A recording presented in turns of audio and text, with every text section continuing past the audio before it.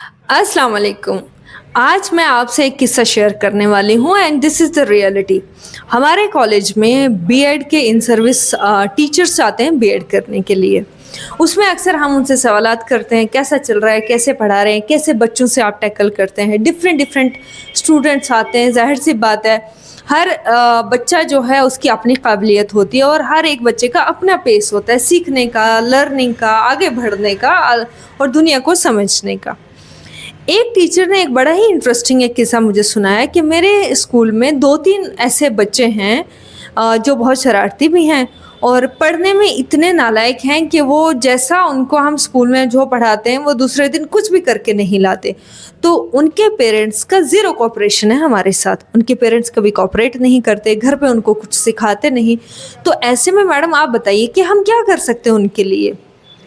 हमने बहुत सारी कोशिशें करके देख ली, अब तो हम एक तरह से नाकाम हो गए हैं।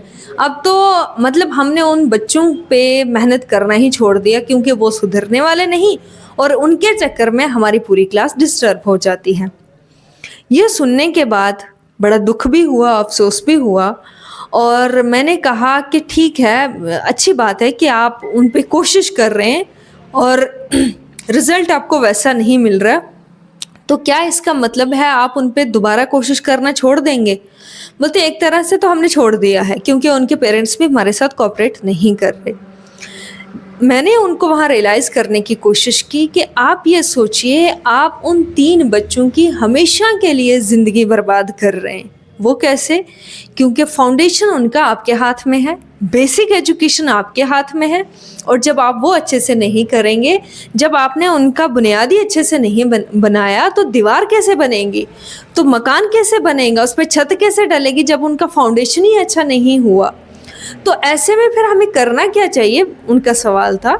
तो मैंने कहा देखिए, आपकी हर दिन 40 मिनट की क्लास होती है और 40 मिनट की क्लास में बहुत सारे बच्चे होते हैं और उनमें एक वो भी स्टूडेंट या 3 वो भी स्टूडेंट है।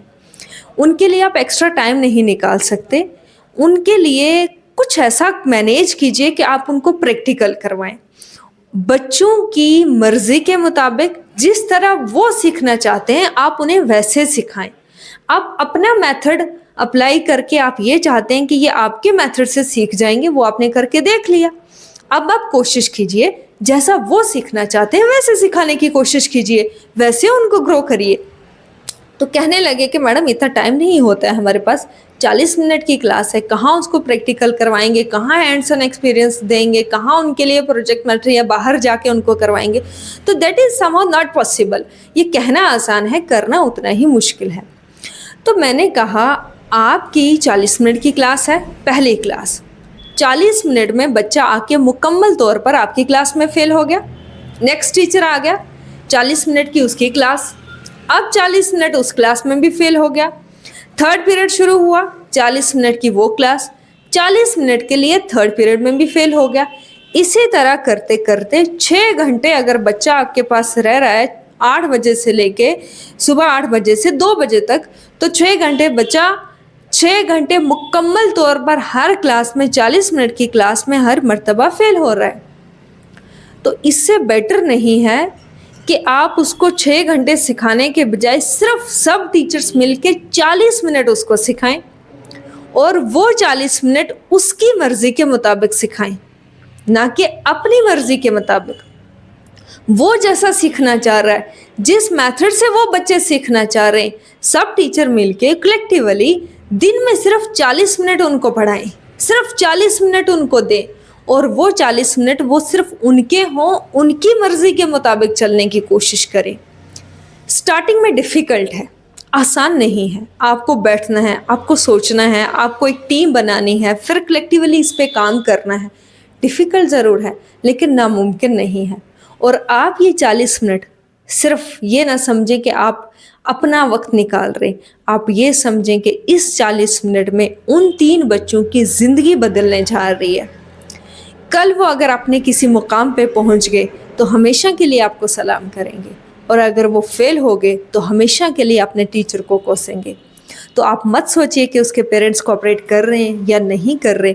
आप अपना मेथड निकालिएगा, आप कुछ ऐसा तरीका निकालिए कि बच्चे कमाल कर जाएं और हमेशा आपका नाम روشن ہو. علامہ اقبال کا شعر ہے نا کہ تو شاہین ہے نہ نہیں تیرا نشے من قصر سلطانی کے گنبد پر، تو شاہین ہے بسیرا کر پہاڑوں کی چٹانوں میں. تو ایک ٹیچر بھی ایک شاہین کی طرح ہوتا ہے، اس کو جھک کے چھپ کے نہیں بیٹھنا، اس کو راستے نکالنے ہیں اور راستے ہموار کرنے، اپورچونیٹیز، مواقع پرووائڈ کرنے اپنے بچوں کے لیے کیونکہ وہ بچہ مٹنے کے لیے نہیں، وہ نام روشن کرنے کے لیے آپ کے پاس آئے. Thank you for watching. اسی طرح میتھڈس نکالتے رہیے، کچھ کریٹو سوچیے اور بچوں کو کمال تک لے